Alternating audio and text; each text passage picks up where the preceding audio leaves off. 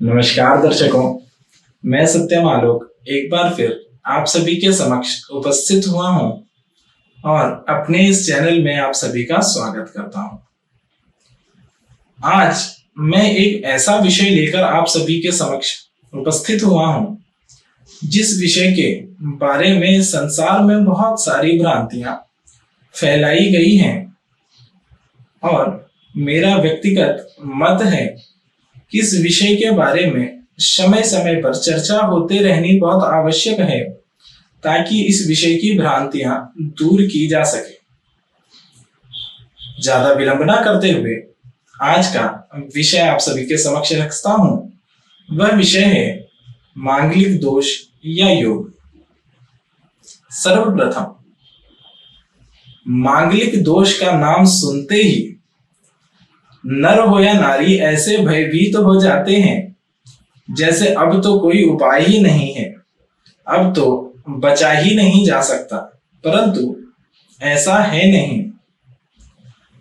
जो जातक इस विषय को जानते हैं, ज्योतिष में रुचि रखते हैं, और जो जातक ज्योतिष में रुचि नहीं भी रखते हैं, वह भी यह अवश्य कहेंगे कि मंगल का गुस्सा कारक है या मंगल गुस्से को दिखाता है। यह बात पूर्णतः मिथ्या भी नहीं है, यह बात पूर्णतः सत्य है।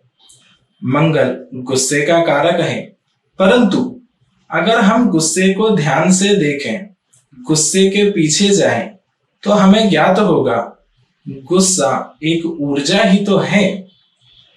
अब किसी व्यक्ति के पास ऊर्जा होगी तो वह उसका कहीं तो व्यय करेगा, कहीं तो उसका उपयोग अवश्य ही करेगा।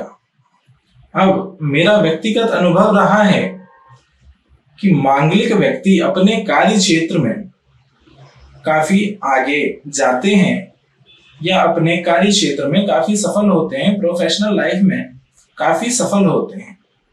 इसका कारण भी यह है कि ऊर्जा। अब ऊर्जा का उपयोग अगर सही स्थान पर, सही जगह पर किया जाए तो वह ऊर्जा आपके उपयोग ही आएगी, आपकी सहायता करेगी।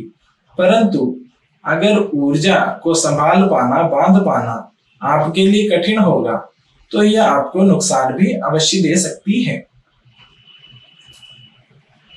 अब यह ज्ञात करते हैं कि मंगल ही से ऐसा क्या पाप हुआ जो मंगल को यह दोष दे दिया गया, उसके सिर यह दोष मढ़ दिया गया। सर्वप्रथम मंगल का थोड़ा सा स्वभाव जानते हैं। मंगल ज्योतिष में सेनापति का कारक है। अब सेनापति का कार्य क्या है? सेनापति आदेश का पालक होता है। सेनापति को जो आदेश दिया जाता है वह उसका पालन करता है। अब वह आदेश सच है या झूठ है, अच्छा है या बुरा है, यह निर्णय करना उसका कार्य नहीं है। उसका कार्य है सिर्फ आदेश का पालन करना। यही स्थिति मंगल की भी है। उसका कार्य है आदेश का पालन करना। उसका विवाह किसी से कर दिया गया, यह उसके लिए एक आदेश है और उसका वह पालन अवश्य करेगा। अब यह बात, अब उसके आदेश पालन करने में उसका जीवन साथी सहयोग कर रहा है या नहीं कर रहा, यह उसके कार्य क्षेत्र में नहीं है। यह निर्णय उसके बस का नहीं है। यह निर्णय वह बिल्कुल नहीं करेगा, वह अपने आदेश का पालन करेगा। इसीलिए मैं हमेशा कहता हूं कि मांगलिक व्यक्ति एक अच्छा प्रेमी होता है। क्यों? क्योंकि वह अपने आदेश का पालन करता है। वह प्रेम के आदेश का पालन अवश्य ही करता है। अब आदेश पालन करने के लिए मंगल का स्वभाव थोड़ा सा आधिकारिक हो जाता है।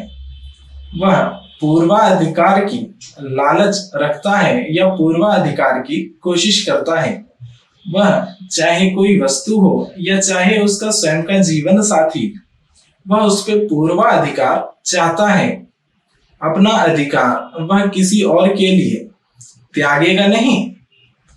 वह अपनी वस्तु या जीवन साथी पर पूर्वाधिकार करता है। अगर यह पूर्वाधिकार उसकी जीवन साथी को रास नहीं आती है तो विवाह विच्छेद की नौबत आती है। और अगर सामने वाला इसे स्वीकार करता है तो जीवन उत्तम चलता है। अब पूर्वाधिकार के कारण मंगल का स्वभाव शंकालु हो जाता है। शक करने की प्रवृत्ति मांगलिक व्यक्ति में आ जाती है। जो पूर्वाधिकार चाहेगा वह इस बात का हमेशा ध्यान रखेगा कि मेरी वस्तु का कोई गलत उपयोग ना कर ले, दुरुपयोग ना कर ले, या मुझसे कोई उसे चुरा ना ले। मांगलिक व्यक्ति की भी यही स्थिति होती है। जीवन साथी को कोई चुरा ना ले या कोई उससे बात ना कर ले, यह स्वभाव मांगलिक व्यक्ति का देखा गया है।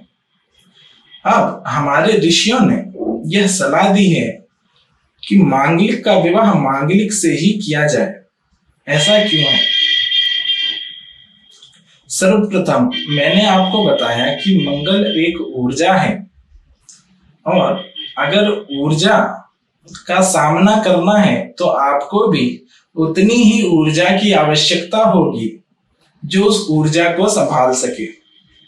यही कारण है कि ज्योतिष के ऋषियों ने हमें यह सलाह दी कि मांगलिक व्यक्ति का विवाह अगर मांगलिक से हो तो ही उचित होगा। मेरे पास ऊर्जा है, आपके पास ऊर्जा नहीं है, तो होगा यह कि आपकी दुर्दशा हो जाएगी। अब हाथी और बकरी का उदाहरण अगर लें, हाथी के पास इतनी सारी ऊर्जा है और उसका युद्ध एक बकरी से कराया जाए तो क्या होगा?